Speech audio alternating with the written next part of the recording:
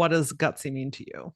Gutsy means being willing to do things that look weird to other people, but ultimately feel right for you.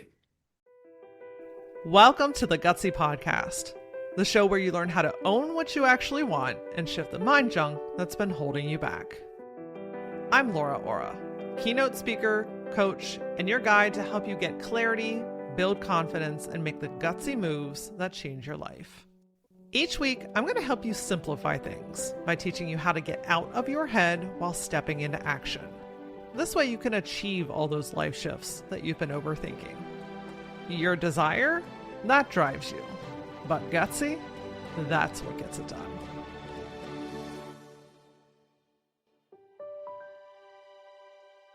Have you ever wondered, do I actually have ADHD or am I just bad at life? If you have asked yourself that, my friend, you are not alone. And the answer is probably not what you think. Whether you've been formally diagnosed or just deeply relate to the struggle of focus, time management, or feeling like you're always behind, this episode is here to help you feel seen and to give you actual tools to work with your brain instead of against it. I'm joined by ADHD coach and educator Skye Waterson, and we're digging into creating a life and a workflow that actually honors how your brain works. Yes, it is actually quite possible. And you can do it without the shame, the burnout, or trying to fix yourself to fit into somebody else's mold. Skye is an ADHD strategist, coach, and founder of Unconventional Organization, a multi-six-figure business helping entrepreneurs and executives stay focused, build consistent revenue, and scale sustainably. Diagnosed with ADHD during her PhD, Skye discovered that traditional productivity advice didn't work for her brain. So relatable, right? Through years of research and experimentation, she created systems that made consistency easier and business growth more sustainable. Today, she empowers leaders to focus on what truly moves the needle and feel confident, calm, and in control of their time and energy. One of my favorite parts about this conversation is when we talked about how to prioritize when everything feels like it's on fire. Truly, where do you begin? Skye tells us. I can hardly wait to share this with you. Let's get into it. Hello, Skye. Welcome to the Gutsy Podcast. Hi, thanks for having me. Yeah, of course. I'm stoked to talk about this because A, it's important. B, I have some personal experience with this as well. And C, I just think it's we just have to learn how to work with ourselves in our own natural ways, right? And not fit these molds. Yeah. So I'm excited to talk about, really growing and expanding your business, working with your brain instead of against it. And I Yeah. thought it was really interesting that you shared that as you were getting your PhD, that's when you got diagnosed with ADHD. So Yeah. maybe we can first start with, can you define neurodivergence for us? I would imagine that a lot of people listening are familiar, but just in case anybody is hmm not, it would be great to know, like, first, let's just start with coining what Yeah. that actually means. Yeah. Neurodivergent specifically is quite a general term. So that one encompasses a lot of different things. So not just ADHD, autism, dyslexia, dysgraphia, dyscalculia, all of that can kind of come under the bubble of neurodivergence. When we're talking about ADHD specifically, then we're talking about, high, either combined type or hyperactivity type or, sort of inattentive type. I'm combined, and we're talking about this idea that you have persistent and pervasive struggles with attention, focus, impulsivity that have been there all your life. Very good. Okay. It's just nice to have like a foundation for where we're hmm building off of here. So talk to hmm me about your story, because I just thought it was really interesting that as you were getting your PhD and you were going into this career, that's when you discovered that ADHD was a part of your world. Can you talk to us a little bit about that time in your life? Yeah, so I was a poster child growing up and in academia, especially for just keep going, just try harder, just add more to your plate, just sleep less, Yep. all of those things. And it all kind of culminated in my master's thesis. When I finished my master's, I did get a scholarship. I didn't even really remember that. I just left and worked at a bakery as a cashier for a year, made art. I was like, I don't think I can go back. And it was only when I decided eventually to go back and actually go for it with the PhD, that I was like, okay, well, if I'm going to do this, I need to figure out what's going on. And so I went to my Inclusive Learning Center, shout out to them, amazing that we had that in at my university. I was really just going in to say, hey, like, is there anything that I need to know about? You know, I had heard my family might have a history of dyslexia. That was pretty much everything I knew. And so I really went in just fully unaware of, I'd actually taught about ADHD, but it was always with kids. It wasn't something that, at the time was discussed with adults, especially adults who were in university and just needed to work harder. So it was a real surprise to me, and it meant that my own experience of academia really shifted after that because I became, as you can imagine, completely obsessed with researching and understanding my brain, and then eventually everyone else's brain as well, in terms of, access to what I had. I had access to neuroscience journals, articles, and things like that. And so I was able to go into that research and really look at what was going on in a different way. What were some signs, symptoms, cues to you that you were like, I need to go figure out my brain. I need to understand what's happening with my hmm brain. I think it was the ups and downs. So sometimes I'd be flying high. When I was doing my master's, I was like working three jobs. We'll get to that with the financial side of what I do now. Working three jobs, finishing a master's, doing a lot. Like outwardly, I would appear to be very successful, but in reality, it was a lot of ups and downs. Some days were amazing, some days I didn't get anything done. Sort of similar to my writing was kind of sometimes my writing was really great, sometimes I didn't seem to be able to finish what was on the page, so there was a lot of inconsistency there that was making it hard to build the kind of track record that you want to build when you're in your 20s and early 30s and you're trying to grow a career. Yeah, absolutely. Yeah, and something that you mentioned a few times that I have to come back around to is this, just work harder. Just do Yeah. more things. And there seems to be this kind of grid system where if you just do these things, then you will succeed. If you just do it like hmm this, then it will Yeah. work. That doesn't work with the ADHD brain. If it did, I would have done it. Fair. I was really trying to live up to that expectation. So what have you found is the answer or the antidote to work harder in this situation? hmm It's about systems. It's about systems that work for your brain. So understanding why you are different. So, for example, one of the things that we know is that, we seem to not get a dopamine boost when we start a task in the same way as neurotypicals do.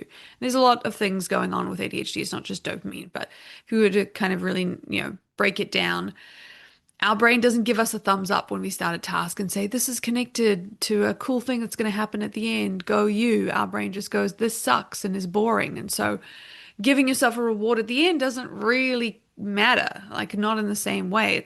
Sometimes it's about the rewards you give yourself for starting. So just little shifts like that can make such a huge difference. And I've seen it make such a huge difference for so many people that I've worked with. I've not heard that before. That's really interesting. And it would explain Mm, why starting things, um, yeah. gosh, I can put some stuff off until the 11th hour. Oh I yeah. Yeah. I don't love that I thrive in the 11th hour, hmm but I do. Yeah. But it does work in my favor in a lot of cases too. But that Yeah. it just makes a lot of sense why starting something it just hmm I I could tell I could the just do without it, you know? I tell the business owners I work with, oh, we'll try and give you 5 hours back within your first couple of weeks working with us. And they're always like, how? And I'm like, you have no idea how much you procrastinate. Oh, procrastination. It's just Yeah. it's part of the gig, isn't hmm it? When you hmm talk about systems that work for our brains, I'm going to say our brains because collectively everybody hmm that's listening is working with this in some capacity. hmm Can you give us some examples of some systems that might help us feel and be more productive? Yes, yes, I have one actually that I've recently made into a GBT. So if you want to message me gutsy at unconventional on Instagram, unconventional organization, I will give you the GBT and you can use it and you can make this happen for yourself. But basically, how it works is we go through and we say, okay, first of all, let's just, if you're feeling overwhelmed, which a lot of people are, it's a lot of the reason people come to me, let's go ahead and start by just brain dumping everything that you have to do, both work and at home. Every task that's in your head. Don't go to your task list, don't look at your emails, just everything that's in your head. And then from there, once we have that list, we want to look at it and we want to say, okay, what has to happen in the next 24 hours, or there will be a significant negative consequence. And this is a tricky one for ADHD brains. We don't really necessarily do a good job of defining this. So I do have a bit of a metaphor I use, which is the waiting room metaphor. So if your day went sideways, you found yourself in a waiting room for whatever reason, this was going to be your day. What is the thing that you would still be doing on your phone or messaging someone and saying you couldn't do tomorrow because you Mm. weren't prepared or you weren't going to be able to, prep for it? Those are the things that are truly urgent. And I've worked with a lot of business owners who swear up and down that they have 200 things to do today. I've never really had anyone have over 5 things that they really have to do. It's like everything's important, and then but yeah, and also there's procrastination that comes along with it. So then you end up in this Yep. weird seesaw back and forth.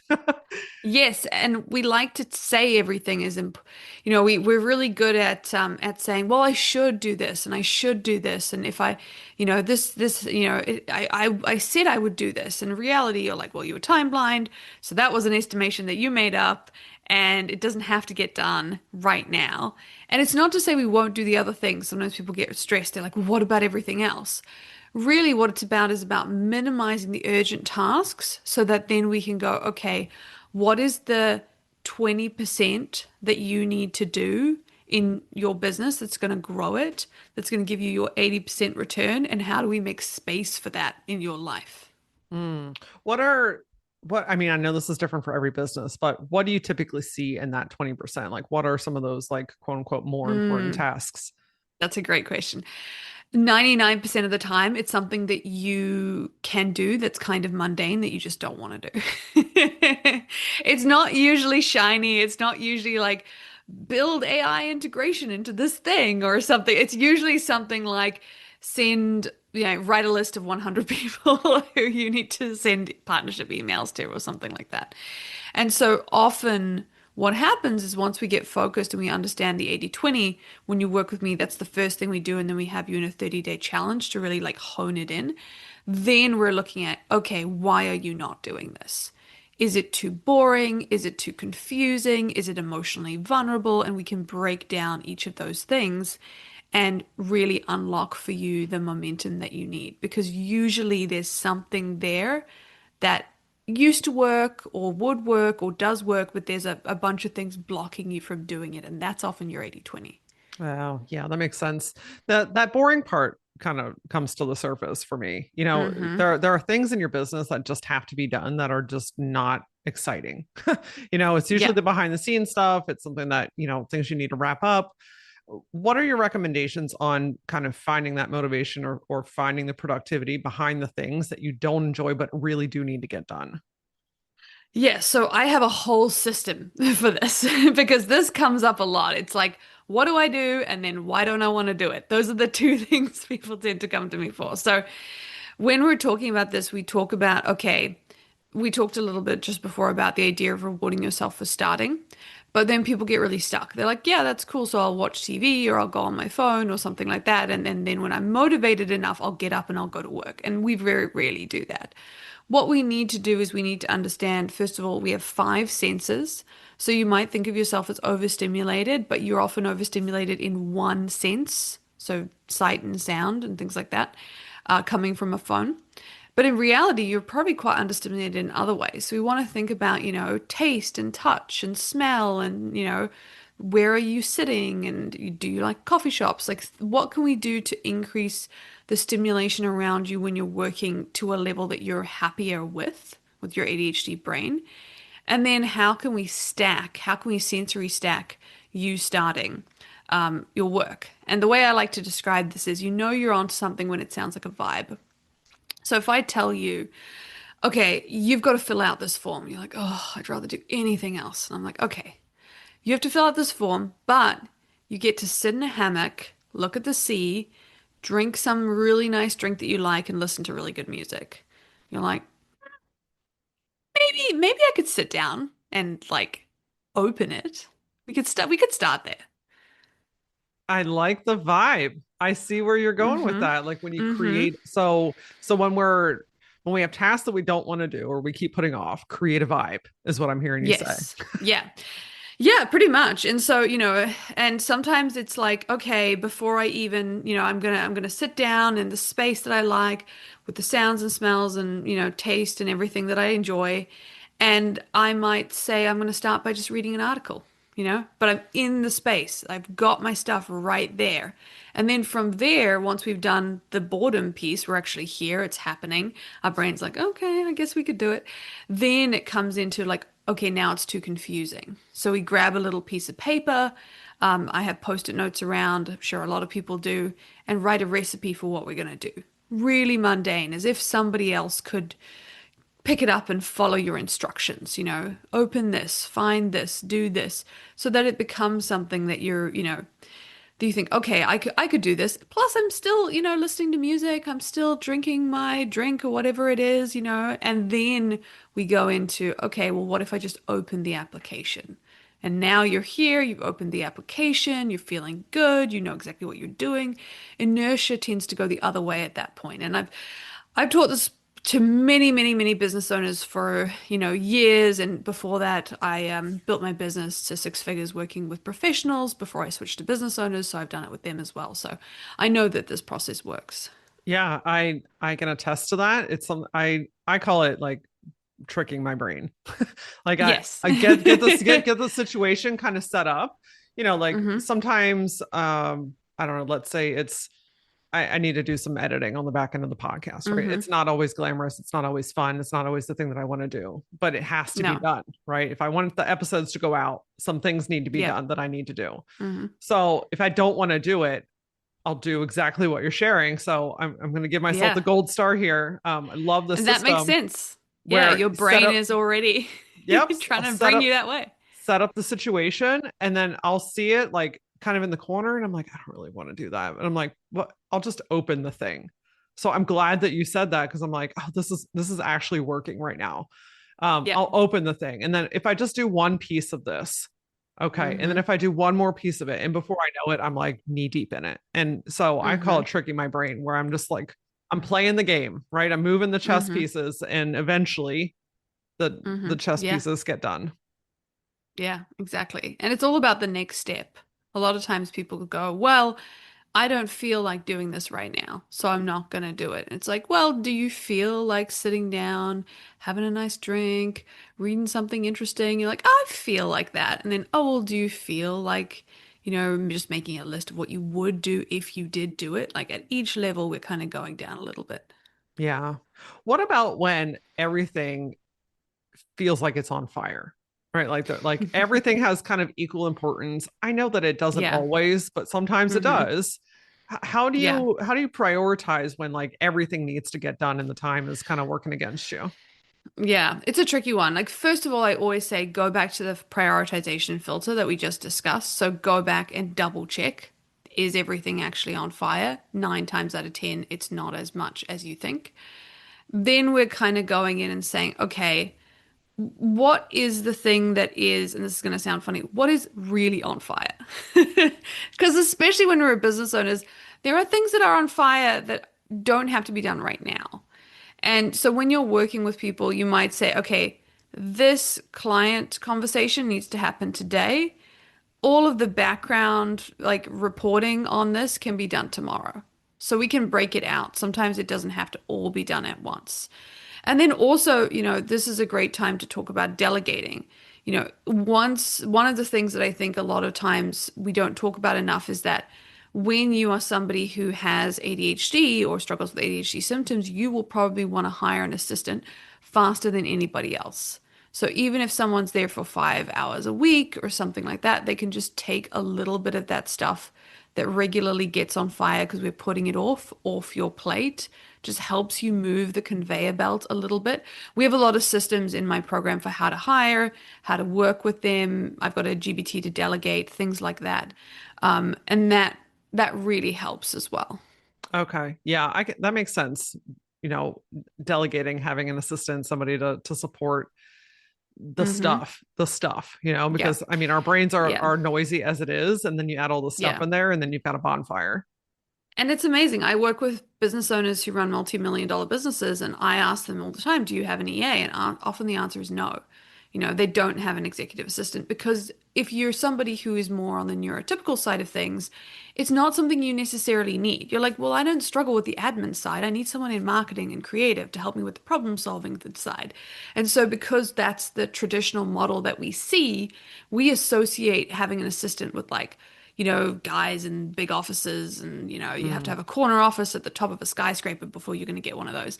In reality, we really do well with the problem solving, the creative thinking, outside of the box thinking stuff.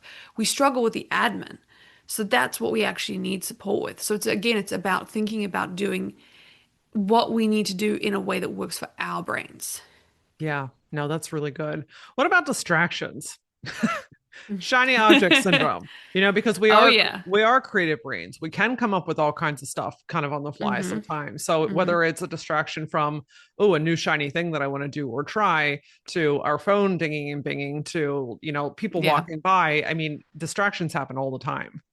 Yeah, they really do. And it's one of the things that I think more than anything, it can take a business down once it's working. So when somebody is feeling safe with their business and on some level not getting as much of a dopamine boost from their business because it's not on fire as much, then that's when we have a conversation about, hey, this is the time when you might want to throw a little something in you'd be like, oh, should we run a conference? Like we could Mm. do that, that kind of stuff. And you're not always necessarily, you're at that point you might have a team and they'd be like, yeah, that'd be so fun because they're not necessarily thinking about it either. And so one of the conversations we have is number one, this is a good time to get a hobby.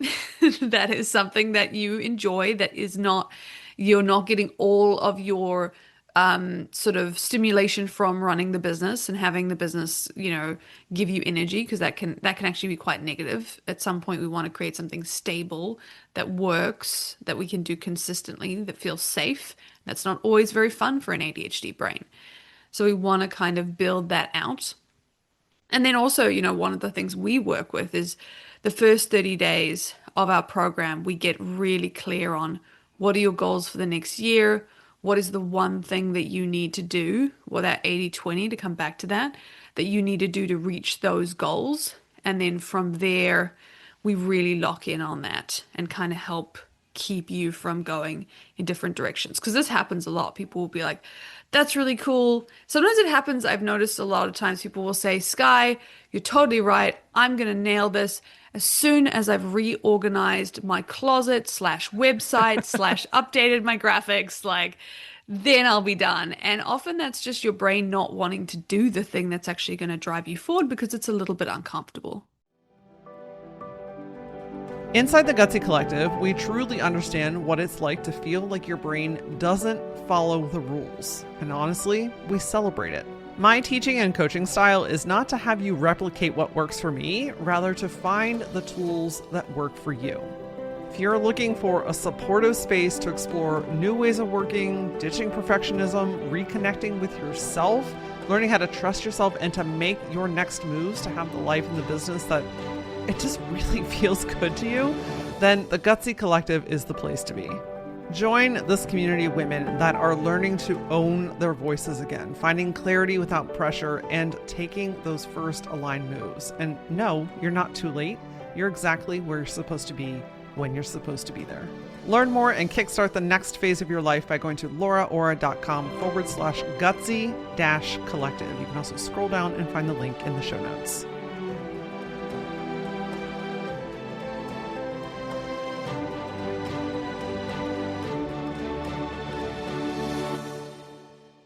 It's incredibly uncomfortable. You know, Mm-hmm. you want to You want to do all the quick fix things, the stuff where you get that instant satisfaction. Seeing the Yeah. closet done is fantastic. Digging in and Yeah. tinkering with the website gives you some kind of boost, Yeah. and Yeah. it's easy to get sucked into that stuff instead of doing Yeah. the things that actually matter. Exactly. And that's one of the reasons it's great to work with a coach or with support. Like I had a coach when I started. It was a massive, massive help because you just need that person to come along and be like, is this really going to help? Or is this just circling the thing? Like adding more to your plate? Because a lot of times we're very, our brains are not always giving us the best advice. I can attest to that. That's for sure. I gotta tell you, I know I feel a little called out, and I know someone that's listening is feeling a little called out with the everything is working. So let's do some new shit. Like everything feels good. If it's running hmm well, it's safe. Like the things that we built are actually like doing what we intended them to do. That hmm feels really good. But it does kind of leave this void where like, oh, I Yeah. I don't have to put out a fire. Something's wrong, hmm or Yeah. things Yeah. aren't complicated right now. How can I complicate them? So how do you kind of like catch that before, like how do you know if you're trying to like just tinker and make a bigger thing versus when it's hmm actually time to implement something new? Yeah. It's really about channeling it. So the truth is, most of us want to grow, and once we'll usually have a number in our mind where we're like, okay, now I'm done. And at that point, maybe we should sell the business or something like that. Get somebody else in as CEO. Because that's usually kind of how you really hand this off. When you're in the growth phase, usually something is going to break. So if you think about a business, you've got your acquisition, your funnel, your sales, your retention, your expansion. You've got these kind of like always there systems in a business. And so what I often try and do with clients is I try and channel them into understanding, okay, which piece has now broken? So a good example is, let's say you build out your acquisition pipeline. You've got paid ads, SEO, or earned media. You've picked one of them, you've gone deep on it, and now, oh, that's amazing. More people are joining. Usually, then your delivery is going to break because actually it's hard to deliver to that Mm. many people. So that's the thing that we want to look at. So it's not, we still want to use our creative thinking, our creative problem solving, but we don't want to say, ooh, what if we also did Facebook ads now that we're doing it? That, so it's sort of giving people a bit of a structure to say, pick one. And the advice that I've got from mentors is pick one, get it to 1 million. Usually that makes people go, "Ooh, okay. I guess I'm gonna just stick with one." And then build that out and then look at your delivery side. Is that really good? And so we sort of need to think about as we go through, I call it digging and reinforcing. What do we need to dig? What do we need to reinforce? And kind of having that dual mindset. Oh, Scott, you have figured out this. You have figured this out, my friend. This is really, really, really good stuff. And something else that's coming up right now is we want to do all the things, right? hmm Our brains are creative and we want to help people in such a profound way that we're like, we'll do this and also this and also this. And 3 days later, we're like, we have this whole new program we want to do. And then you've got hmm all these offers that you're Yeah. trying to manage, but like maybe none of them are really taking off. Talk to me Yeah. about managing just all those ideas and choosing like hmm what actually really matters. Yeah, this is a great question, and I've actually gotten, like I said, I've been lucky enough to have many business mentors myself, and I always seek them out because we can always be learning. And one of the things that I've learned is this idea of, which one of your business ideas or business sections is actually making you money and which one is just kind of leeching off of the other ones. As soon as you have that conversation, it usually becomes very clear that you have one business thing that's working and a bunch of ideas that like could work, but they're not actually making money right now. They're not actually like in a pipeline. It's really important to focus on the one that's working. If you like it, if you hate it, then we talk, one of the things we do with ADHD is, this is a voluntary thing to do to run a business. So we're not going to make you do something you don't want to do. But if you like it and it's making you money, it's not necessarily the time to build like a dozen, small upsell things. And really at that point, it's sort of what I tend to see with people is they're just really afraid of sales. And I teach a lot about sales in my program. It's like how to sell things that are reasonably priced, that are priced at a point where you're going to make a profit, they're going to get the value. Because sometimes we get uncomfy with sales, and so we say, oh, well, let's just make it half a dozen small things. And I know some people, I will say, who do really well with sort of small incremental steps.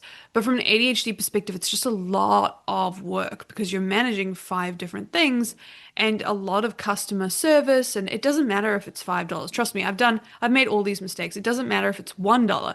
People are still going to get mad and ask for their money back. So, don't think about, I guess my question for people would be, do you need to make another thing or do you just need to get better at sales? Oh, do you need to make another thing or do you need to get better at sales? How would you know if you need to get better at sales? Like what are some things that happen or maybe some inner dialogue Mm-hmm. that's happening when Yeah. you might be avoiding sales? Well, the first thing is, are you pricing well? So, pricing, there's a lot of discussion about pricing, but essentially, are you pricing at a point where you are making a profit? Because you do need to make a profit. You could hire other people to do your job. So you're not like, well, I don't technically get paid, so that doesn't count. And so this is great. If you hired other people to do it because maybe you want to, like, are you getting that kind of money? Your cost of customer acquisition, do you have that? Could you actually afford to pay to get another customer? Once you've done that, and we have AI and support, I have dyscalculia. I'm not a huge math person, so trust me, I don't make it complicated. Um, Once you've done that, then that price, so are you selling that? Because most people, the answer is no. They're selling kind of like well, I can sort of stay in business if I price this point. And so they're not pricing high enough. And then when we are getting to a point where we're pricing high enough, we want to say, okay, when you're doing a sales chat or a sales call or however you do it, are you getting about a 60-40 split with qualified people? So people who come to you, who could afford you, who do want what you're doing, they're a qualified lead essentially.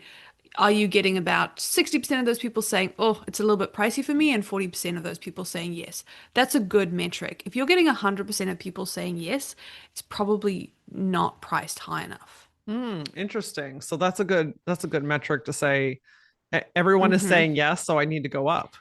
Yeah, yeah. A lot of times people think, oh, everyone's saying yes, this is really good. But also, I can't hire anyone and I can't grow and I'm stuck because, often people will say, well, I don't want to do that. I feel really passionate about not doing that. And I'm usually going, okay, cool. But like, when are you going to burn out? Mm, Like, oh, is very it going to be in true. 3 months, 6 months? And, if you do price effectively, then you can do things like go on podcasts and provide free resources. There's a lot of other things you can do and give away for free at Yeah. that point. What about the opposite problem? What if a lot of people are qualified, but they're getting on the call and saying, I can't, or these numbers don't work, or I have to think about it, and you're not hearing back from Hmm. them? It's a really interesting question because a lot of people will go and say, okay, the price is too high. Sometimes, but most of the time, the value is confusing to people. Sometimes it's a lot of it's coming down to are you telling people about features? Because I can sit here and say, we have this many coaching calls and we do this. We have tons of features in our program, but really everyone's like, cool, but like, am I going to be more focused? Am I going to feel balanced? Am I going to grow my revenue? That's what people want to know. So how are you communicating the value of what you do to people? And often that mismatch where you're selling features and you're not selling actually the transformation, you're not really understanding what they want and understanding how to communicate or even do what they want is the mismatch. It's not that they can't afford it, it's just that they don't want to give you money because they're not convinced you're going to help them. Yeah, people, I mean, while some do like to read the check boxes Hmm. of what's included, Yeah. or sometimes that's a secondary decision maker, like, oh, like Yes. the Hmm. transformation good. Oh, and also these Yeah. things. Yes, now Hmm. that's equips me to make a good decision. Yeah. Yeah. um, but ultimately, people need to know what they're going to get out of it, not the things that they're going to Hmm. get in it. It took Yeah. it took me a long time to learn that, and Yeah. once you know that, you're it's like you're speaking to their soul Hmm. instead of the Yeah. logical checkbox mind. You're speaking to the soul and what they're really there to get, the problem that they're Yeah. having, and how it's going to change their life. Yeah. Can you transform me from where I am now and the struggles and fears I have now to where I want to be in the future? And can you do it without taking up a ton of my time? It's usually what people want to know. Yeah, I mean that's true. And people want. I mean, think about it. If we have ADHD brains, I mean, I don't know. I don't Hmm. know. I'm kind of putting you on the spot here. Is there a statistic like how many people now, out of our population have ADHD or some form of neurodivergence? It's a tricky one. I would say that if you look at the baseline statistics, they're still what they are. I think there's more of a diagnosis. Older women who are older are getting more diagnosed. But in terms of the zeitgeist, people who say, "Oh, I relate to that. I think I have that," but they haven't necessarily been diagnosed. That's definitely increasing. And actually, I work more and more now with people who haven't sought a formal diagnosis, but they just resonate with the symptoms. Yeah. So there's just more and more conversation happening around this, meaning Yeah. if our brains are working this way, chances are we're probably attracting to or speaking to other people whose brains work like this. And if you think Oh, about, yeah. like, if I think about the way that I buy, if you give me too much stuff, I'm out. If you give me too That's a many big like problem. technical details, I'm out. You know what I mean? Like Yeah. let's Yeah. get to it. Let's give me the black and white Yeah. version and I'll know. I'll know. And Yeah. I have to remember Mhm. that when I'm talking to people as well because 100%. I'm not the only one that feels that way. Yeah. Usually people sell like you buy. So, if you're somebody who's selling and you're the kind of person who needs like a certain kind of system, like it's good to think about it and say like, oh, is that what the people who are, sometimes we expect from people like, why don't they just buy? I said that it was there and I gave them a price. And it's like, would you do that? Yeah. Yeah, for sure. You know, growing a business is such an interesting lifestyle as it is. And then you throw in the ADHD brain and you've just got this whole pot of soup that's Hmm. fun to manage. We'll put it that way. Any tips on growing your business in a sustainable way or any additional tips that you have on like just really getting to a place that feels good in your business emotionally and Hmm. financially, but without burning yourself out every step of the way? Yeah. Yeah. The way I like to describe it is you can't just dig all the way to the end of the tunnel. If you imagine what you're doing is kind of digging a tunnel to somewhere, you can't just, just get your shovel and go like, we're going to the other side. You have to dig a little bit, which is like, sales calls and outreach and things like that. And then you have to stop and you have to reinforce a little bit. Okay, cool. Like, do I need to have an assistant for this? Do I need to automate this? How do I make this not something I have to do in my future life? So now I have a bit more time on my plate so I can dig a little bit further and then I reinforce it again. That's the number one sort of way I like to think about running a business in a sustainable way. And then with ADHD specifically, the thing I always say is, dopamine or fun or whatever you want to call it, stimulation is a necessity. It's not a nice to have. When you have an ADHD brain, if your brain stimulation is if you're too bored, it's too hard, it's just not going to happen for you. So it's really, really important to go for a walk, go get a coffee, take a break, see somebody. If you don't, I mean, I've had clients who bought supercars because they didn't do that. And then the answer to the question of why that happened was, well, they weren't taking a lunch break. So, these things really do. It's like a math equation. Like you do need to give yourself a release valve intentionally during your week. Otherwise, I always say, I'm not saying this because I want you to have more fun. I'm saying this because I want you to be more successful.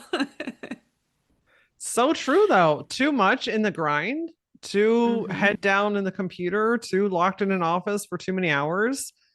Man, that just leads straight to burnout, doesn't it? You can do it for a while. And sometimes with ADHD, you can do it for a long time, depending on if you've burned out and how many times you've burned out before and how young you are and all that kind of stuff. But eventually, unless you're very lucky, and those very lucky people often talk about it and make everyone else feel like maybe they should just do it too, your tunnel is going to cave in because you Mm, don't have any reinforcements, you don't have any systems and structures that are going to help you in place. It's just you holding the whole thing up the whole time. wow. Yeah, such a great visual. One of my final questions here, and maybe more of a thought to share with you. Do you ever just get irritated that you have to work so hard to be able to work? Like, you know what I mean? Like, I don't know. I just feel like having a neurodivergent brain requires a lot of focus and energy Hmm. and time and systems. And like, I don't know, just like you have to work to be able to work. And I find that frustrating sometimes. Again, not really a question, just a dialogue out front. Yeah. Yeah, it can feel frustrating. I think especially when you're learning it for the first time. And to be completely honest with you, I'm not medicated because so that I can be as ADHD as possible, so I can build as many strategies as possible. So, no caffeine, no medication, just ADHD out here. And one of the things that we find is that it does get easier once you have the systems and you've really built them in. A lot of people find a sense of relief because, we don't like one of the things I don't do is always say I won't teach you 100 tips because you don't need 100 tips. You need 6 systems that you can do like a meditation practice and just build on and get better at.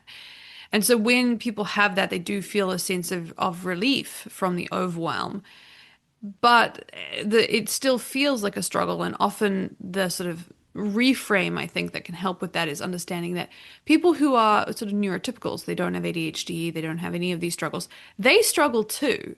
They just don't struggle in ways that we've identified. So, if you said to them like, hey, I need you to come up with 6 brand new ideas by the end of the day. I need you to problem solve this idea that no one's ever thought of before. I need you to go on the internet and figure out how to solve this thing that's never happened before.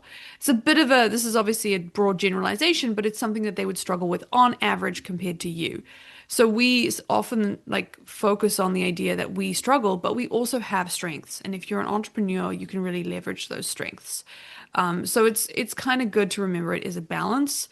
And right now you're working on hard mode because people don't appreciate your strengths and you have the struggles and no strategy. Yeah, that strategy piece, those systems Hmm. help your freaking brain so much. Like something Yeah. so simple but so effective that I implemented years ago, and I set it and forget it literally. Is scheduling for the podcast, like having a Yeah. dedicated day for podcast recording, because now my brain's Hmm. not pinging all over the place all throughout the week. I have a dedicated day Yeah. for it. And then setting up Hmm. a calendar system where like there's a process for bringing on guests. Yeah. You self select based off of the calendar that I've already pre-set up.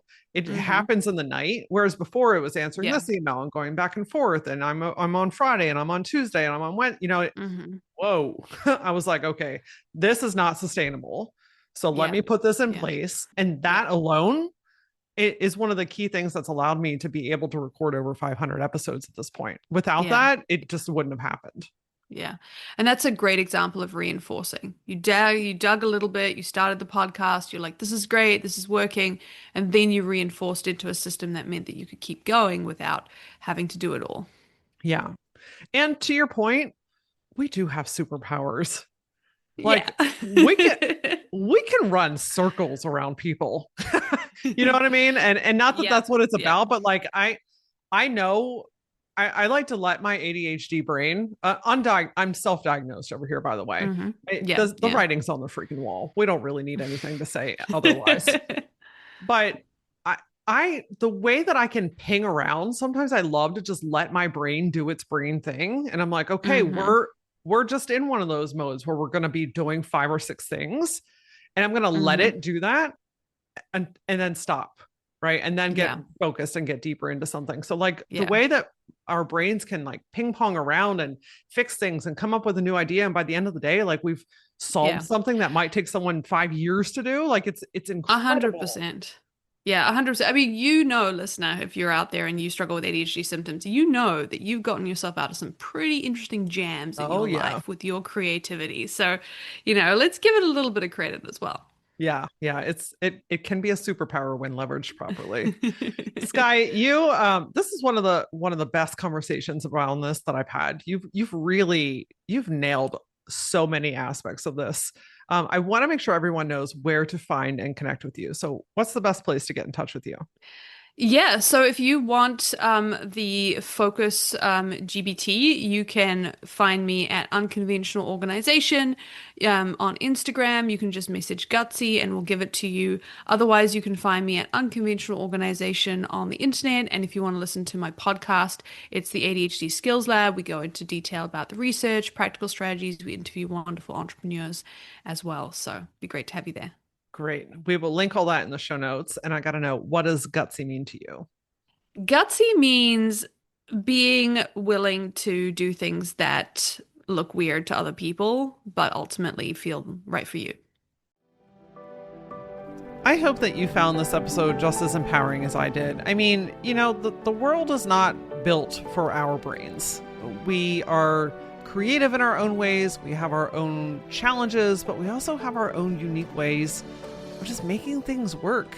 The way that we can come up with ideas and balance lots of stuff at the same time. I mean, it's a really kind of a cool gift when we learn how to work with it. This is one of those episodes that you're probably going to want to come back to and listen again to hear all the things that maybe you missed the first time. Because let's be honest, maybe your bouncy brain got distracted and did something else while you were listening. Listen, I'm joking and laughing about this because this is my world too. And honestly, I think that's half of it, is just saying, okay, this is what it is, and now I'm going to find the tools that work with me. So reminder, Skye gave us some really great resources to help you take your next steps with working with your ADHD brain. I have linked all of them below in the show notes. If we're not already friends, come find me. I play on all the social media platforms. My handle is @thatLauraAura. And as always, until I see you next time, stay gutsy.